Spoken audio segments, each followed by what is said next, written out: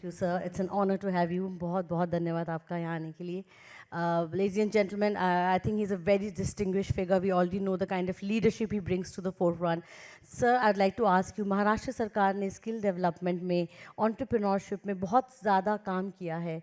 आप इसका अब अगला चरण कैसे देखते हैं और क्या इनिशिएटिव्स हम ला सकते हैं स्किल डेवलपमेंट के लिए, फ्यूचर ऑफ वर्क के लिए, स्पेशली इंडस्ट्रीज़ जैसी AI हो गई, ग्रीन एनर्जी हो गए, मैन्युफैक्चरिंग हो गई, सरकार के और क्या प्लान्स हैं sir? Thanks to Yasmin Taj and the Economic Times, thanks to the Niti Aayog, Future Forward, and all others who have supported this event. I have to appreciate not only the importance and the effect of the Economic Times on the economy of the country, but the way they changed to the requirement. जब मैं यहाँ पर आया था तो मेरा speech था, मैंने यहाँ पे क्वेश्चन आंसर होते हुए देखा तो मुझे लगा मुझे ज़्यादा कंफर्ट होगी, तो मैंने रिक्वेस्ट की. इन्होंने स्पीच को क्वेश्चन आंसर में कन्वर्ट कर दिया. 3 मिनट के अंदर इन्होंने क्वेश्चंस भी बनवा लिए. और फिर मैंने रिक्वेस्ट की कि मैं इंग्लिश में जिस तरह के लोग यहाँ पर बैठे हैं उसमें वो ग्रामेटिकल और प्रोनाउंसिएशन सब मिस्टेक्स पकड़ लेंगे, इसलिए मुझे हिंदी में करवा लो. तो इन्होंने 1 मिनट में वो भी ट्रांसलेशन कर दिया. थैंक्स. अभी जो आपका सवाल है स्किल के बारे में, तो मैं 2 बातें कहना चाहता हूँ. एक, मैं पॉलिटिक्स में हूँ, यस. मैं I belong to BJP, yes. But I want to be honest with you as honest you are to your profession and your job. So मैं पूरी ईमानदारी से आपके साथ शेयर कर रहा हूँ कि we are on the best period of Bharat. Delhi के अंदर नरेंद्र भाई मोदी जी हैं, महाराष्ट्र में देवेंद्र जी फडणवीस हैं. इससे अच्छा कॉम्बिनेशन महाराष्ट्र को मिल नहीं सकता. अब इसका फ़ायदा उठाना ये हमारे ऊपर है. एक पुरानी कहावत है कि ननियाल में खाना और माँ परोसने वाली हो तो कोई चिंता नहीं करनी चाहिए. तो वैसी हालत करीब करीब यहाँ पर है. वहाँ पर मोदी साहब हैं, यहाँ देवेंद्र जी हैं. तो मैं कहना आपसे ये चाहता हूँ कि इकोनॉमी तो आगे बढ़ेगी और वंदे भारत ट्रेन की तरह नहीं, बुलेट ट्रेन की तरह आगे बढ़ेगी. अभी हमारे ऊपर है कि हम इस पर कितना विश्वास करते हैं. जो विश्वास करेगा वो बुलेट ट्रेन का टिकट परचेस कर लेगा, फास्ट स्पीड से जाएगा. जो विश्वास नहीं करेगा कि 27 में बोल रहे हैं स्टार्ट होगी कि नहीं होगी, तो वो वेट करता रहेगा. मेरी आपसे रिक्वेस्ट है कि इकोनॉमी, स्किलिंग और महाराष्ट्र, इन तीनों का बेस्ट कॉम्बिनेशन अभी हम देख रहे हैं. अभी मेरे को एक सवाल के लिए कितना टाइम है? मेरे को बोलने की, पॉलिटिक्स में बोलने की आदत बहुत है. आप बता दीजिए, उतने समय में पूरा करूँगा. 2 मिनट, 2-3 मिनट, 4 मिनट जितना. तो फिर ये तो समय करीब करीब पूरा हो गया है. कोई बात नहीं. तो ऐसा है कि महाराष्ट्र में स्किलिंग का बहुत अच्छा फ्यूचर है. महाराष्ट्र में देवेंद्र जी का लास्ट टाइम, फडणवीस साहब का लास्ट टाइम का जो, जब 2014-19 के अंदर मुख्यमंत्री बने थे, तो उन्होंने, आपको यदि याद हो तो, इरिगेशन और इन सब चीज़ों पे बहुत जोर दिया था गांवों को विकसित करने के लिए. इस बार उन्होंने वो सब पॉलिसी शुरू की है, पर उसके साथ में उन्होंने आपकी भी चिंता ज़्यादा की है. तो वो दुनिया भर का इन्वेस्टमेंट भारत में महाराष्ट्र से शुरुआत हो और महाराष्ट्र में दुनिया भर की कंपनियाँ आएँ. और जो कुछ भी हमारे ऊपर एलिगेशन लगता है कि भी आपके यहाँ से बेंगलोर में जा रहे हैं, फैक्ट्रियाँ कंपनियाँ जा रही हैं, हैदराबाद में जा रही हैं, चेन्नई में जा रही हैं, वो सब बंद हो जाए. और जिस किसी को भारत में आना हो वो बम्बई को केवल ट्रांजिट स्पेस के रूप में यूज़ नहीं रखे, केवल रहने के लिए आया गया और बाद में बिजनेस और कहीं कर रहा है. हेड ऑफिस यहाँ पर है और उसका ऑफिस बेंगलोर में चल रहा है, ये नहीं है. अब बिजनेस भी यहाँ पर होगा, ऑफिसेज भी यहाँ पर खुलेंगे. और महाराष्ट्र के अंदर स्किलिंग का रोल आने वाले समय में, रिक्वायरमेंट भी बढ़ेगी और स्किल्ड लोग भी बहुत मिलेंगे. एक लास्ट सेंटेंस कह के इस सवाल का मैं जवाब समाप्त कर दूंगा. 1 महीने पहले देवेंद्र जी ने एक मीटिंग रखी थी नीति की, उसमें मंत्रालय के अंदर. तो उसमें सेंट्रल गवर्नमेंट के इंडस्ट्री मिनिस्टर आए थे. तो उन्होंने कही थी कि अब जो लोग, दुनिया भर के लोग हमारे पास आते हैं बिजनेस शुरू करने के लिए, वो पहले तो क्या पूछते थे कि भाई कहाँ पे ज़मीन सस्ती मिलती थी, कहाँ पर हमको सब्सिडी मिलेगी. अब वो सवाल करते हैं, पर उनके लिए वो सवाल डिसीजन फैक्टर नहीं है. अब उनके डिसीजन वो 2 ही चीज़ों पे लेते हैं. एक, वहाँ लॉ एंड ऑर्डर सिचुएशन कैसी है, दूसरी वहाँ पर स्किल्ड फोर्स मिलेगा कि नहीं मिलेगा। तो ये सारी दोनों को चीज़ें रखते हुए लॉ एंड ऑर्डर सिचुएशन आप देख रहे हैं, यहाँ पर रात को 12-1 बजे भी कोई भी महिला अकेली रोड पे भी जा सकती है, मेट्रो में भी जा सकती है, और स्किलिंग के अंदर भी आने वाले समय में बहुत अच्छा काम शुरू हुआ है। रिजल्ट अभी तक नहीं निकले हैं, पर 2 साल में you will have the best skill peoples over in Maharashtra. Thank you. Lovely. Let's hear it for sir, ladies and gentlemen. Sir ये बहुत ही इंस्पिरेशनल बात है कि सरकार का इतना फोकस है कि हमारा जो वर्कफोर्स है, specially coming out of Maharashtra, बहुत टैलेंटेड हो, स्किल्ड हो, विच जैसे स्किल्स आजकल ज़रूरत पड़ रही है फ्यूचर ऑफ वर्क के लिए, उस हिसाब से। So thank you for sharing that. Sir आपकी पर्सनल जर्नी के बारे में थोड़ी बात करते हैं। You been a very successful entrepreneur, वहाँ से आप एक पब्लिक लीडर बने, तो आपकी पर्सनल जर्नी ने आपको कैसे इंस्पायर किया towards policy making and also towards empowering more entrepreneurs to become like you sir? आपने 3 मिनट कहा था, पर 40 साल की जर्नी है, 4 मिनट दे दीजिए। तो मैं राजस्थान में जोधपुर में रहता था। मेरे पिताजी वहाँ पर एडवोकेट थे, बाद में बीजेपी के एमएलए बने, पार्टी के स्टेट प्रेसिडेंट बने, लीडर ऑफ अपोजिशन बने, यहाँ तक हम साथ में थे। मैं लॉ किया, सीए किया, स्टूडेंट बचपन से आरएसएस का स्वयंसेवक था, तो स्टूडेंट यूनियन के इलेक्शन में एक्टिव हो गया था पॉलिटिक्स के अंदर। और बाद में पिताजी वहाँ पर मैं एडवोकेट प्रैक्टिस करता था पिताजी के साथ में, उनके चैम्बर में ही।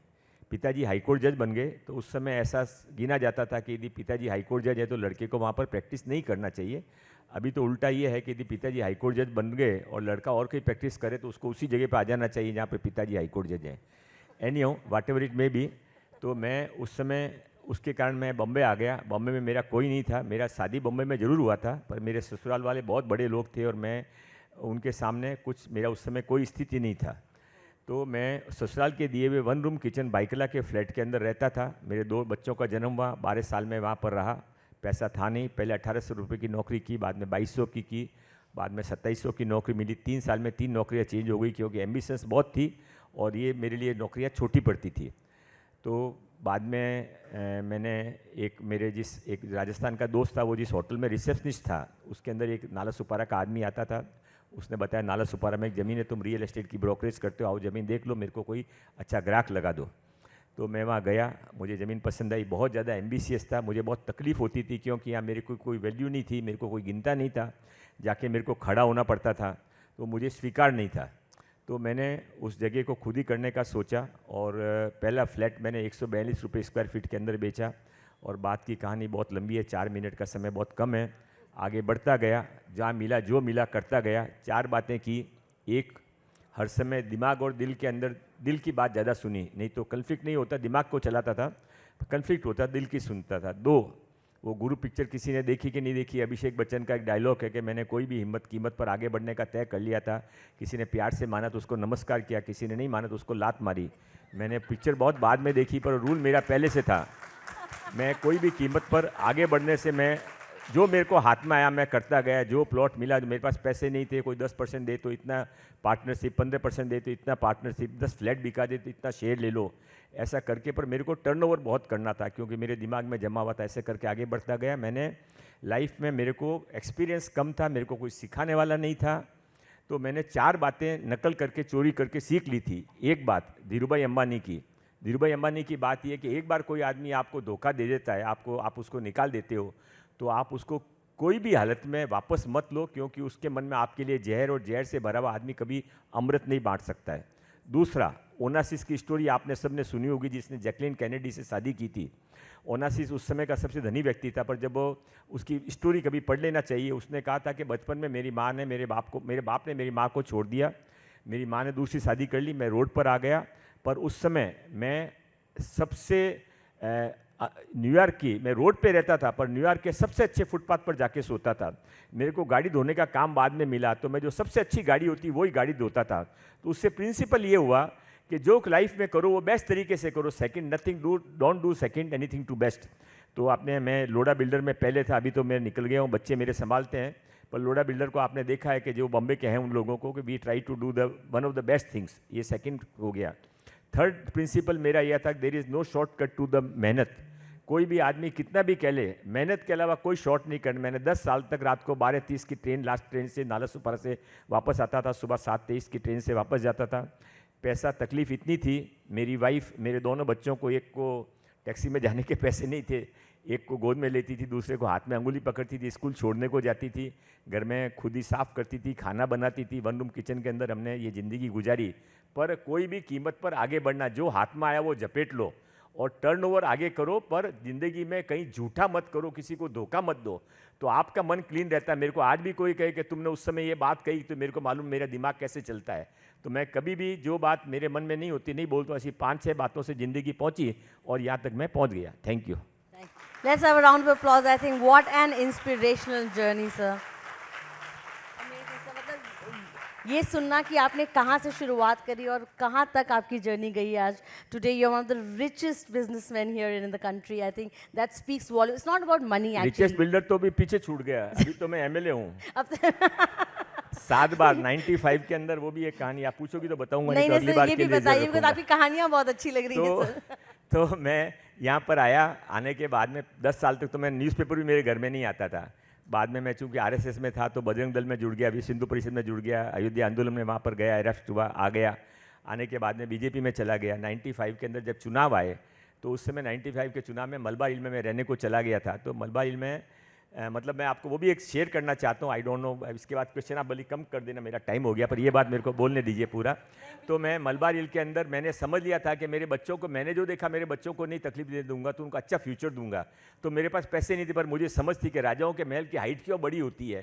तो इसलिए बड़ी होती है क्योंकि वो बड़े सोच सकते, बच्चे राजकुमारों को बड़ा सोचना चाहिए, और जितना बड़ा महल होगा, जितने हाइट के होंगे, उतना कॉन्फिडेंस बढ़ता है।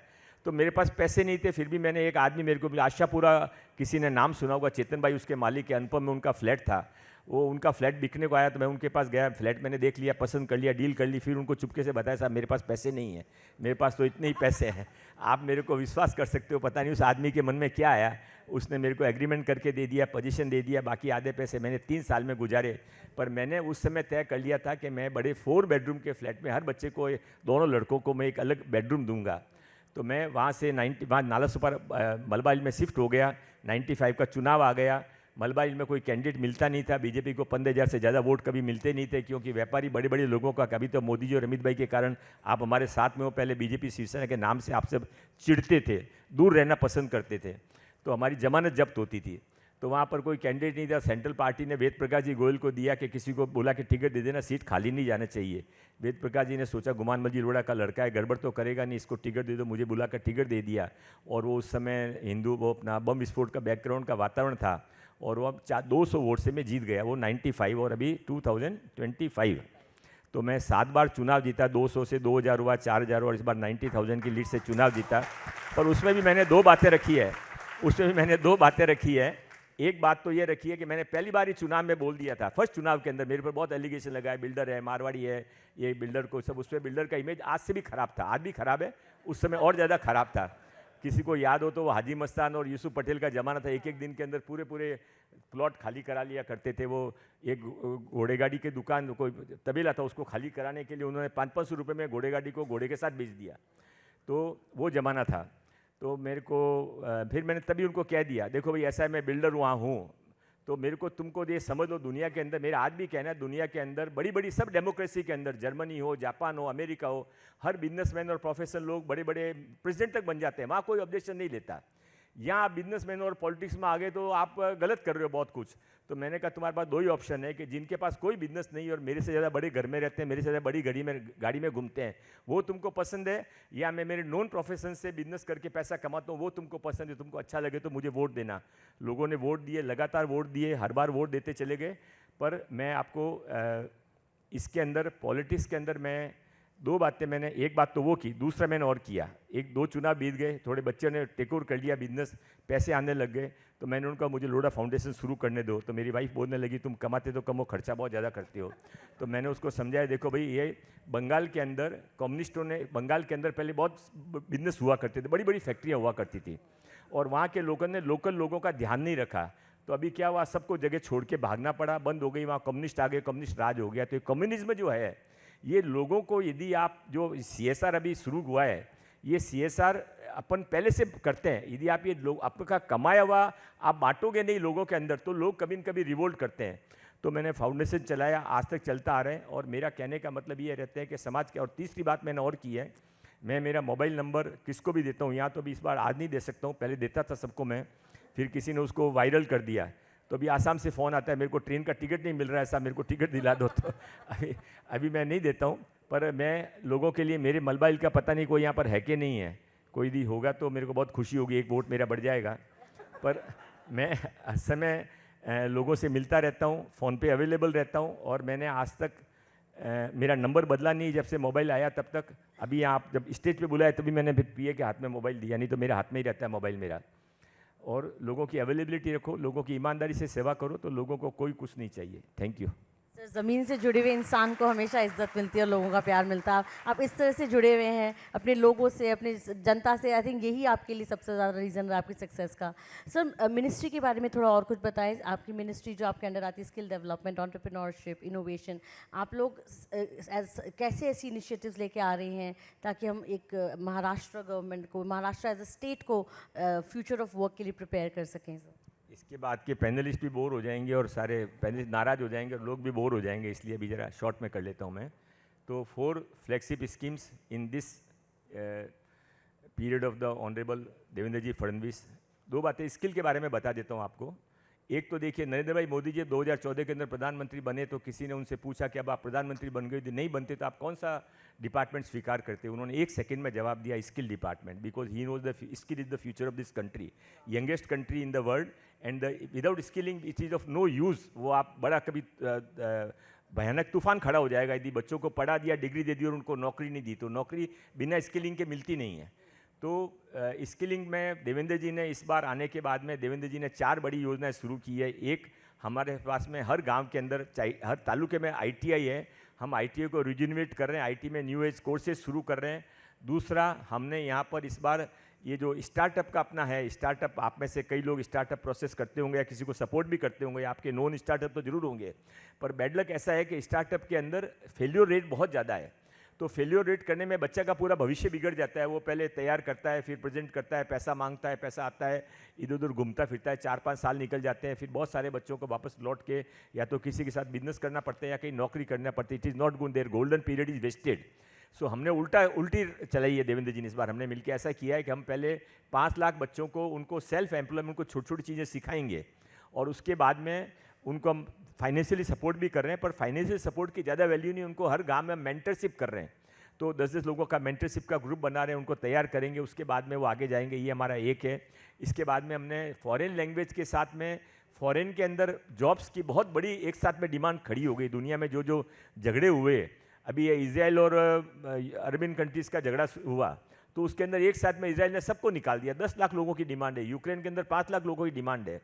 तो वो सब डिमांड आएगी कहाँ से? सबसे ज़्यादा लोग भारत के लोगों पे भरोसा करते हैं। We are honest, we are hard worker, we are sincere. हम तो वो रिलीजियस, हम सब लोगों, हमसे सबसे ज़्यादा लोगों को ये दुनिया में किसी कौम पर और किसी लोगों पे भरोसा है, प्रेफरेंस किसी की है, तो वो इंडियन की। And we are Indians, we should be proud of it. So हम बहुत ज़्यादा फॉरेन के अंदर भी हमारे बच्चे जा सकें, इसके लिए भी हम कोशिश कर रहे हैं। इसके अलावा स्किल के अंदर हमने पब्लिक प्राइवेट पार्टनरशिप के अंदर, यदि आप बड़ी बड़ी कंपनियों को रिप्रेजेंट करते हैं, कल भी हमारी एक मीटिंग थी, हम सबको कह रहे हैं कि आप हमारी आईटीआई को चलाने के लिए ले लो, क्योंकि हमारे पास पैसों के लिए we are not looking on your money bag, what we are looking your brain, what we are looking is your professionalism. इसलिए हमारे पास वो नहीं है, तो हम चला के सबसे कह रहे हैं कि इंडस्ट्रीज़ को सब हमने रिक्वेस्ट की है कि आप हमारी आईटीआई को एडॉप्ट कर लीजिए 10 साल और 20 साल के लिए। 10 करोड़ रुपए 10 साल के लिए इन्वेस्ट करने, 20 करोड़ रुपए 5 करोड़ रुपए 5 साल के लिए इन्वेस्ट करने, और 10 करोड़ रुपए 10 साल के लिए इन्वेस्ट करने ओवर द पीरियड। और उसमें भी 70% इन्वेस्टमेंट हमारा रहेगा, उनको इन्वेस्टर को 30% ही करना, और 30% इन्वेस्टमेंट उसका वापस कैसे जाएगा उसका भी हमने टाइम पूरा सिस्टम निकाल दिया। उसके हम पैसे लेंगे नहीं, उसका खर्चा उसको वापस मिल जाएगा। पर हम चाहते हैं कि आप सब लोग मिलके हमारी इन प्रोग्राम में से किसी एक में जुड़ें, और हमारे आईटीआई एडॉप्शन में या स्किलिंग के अंदर कोई भी थोड़ा बहुत भी मदद करना चाहते तो वेलकम है। मेरा समय खत्म हुआ, सुना, तालियां बजाई, बहुत बहुत धन्यवाद। Thank you sir. Sir, finally हमारी जो यूथ पॉपुलेशन है, जो इंडिया की लार्जेस्ट है, और हम skill capital of the world बनना चाह रहे हैं, उनके लिए एक मैसेज जाते जाते छोड़ दीजिए कि वो कैसे अपने आप को प्रिपेयर करें, चाहे वो एंटरप्रेन्योरशिप में हो, आपसे वो क्या सीख सकते हैं, चाहे वो जॉब्स में हो, क्या करना चाहिए? नहीं, ऐसा है कि one thing we have to realise that it is the government of 523 parliament member. We are in the assembly, 272 assembly members. We cannot run the country. We cannot make the country. It is you and we together. We are just making the laws. So unless and until it is any country will be successful only if it is a public involvement with the government work. So I request you to come forward, whether you like it or not. Now you are going to be governed by the politicians only. You are going to be governed by the political parties only. So better to join hands. और यदि आप और हम सब साथ में मिलकर काम कर सकें तो हमने जो सपना अपने लिए देखा और पूरा नहीं हुआ वो कम से कम हमारे बच्चे जरूर उसको एंजॉय करेंगे. Thank you. Thank you so much. On that note, ladies and gentlemen, that was all the time we had for Minister Sir. So inspiring. Look at his personal journey, look at his public journey. Both of it speaks volumes about what a person he's sitting next to us. What a legend. So thank you, sir. Let's have one more round of applause for sir before we say goodbye to him. Thank you so much.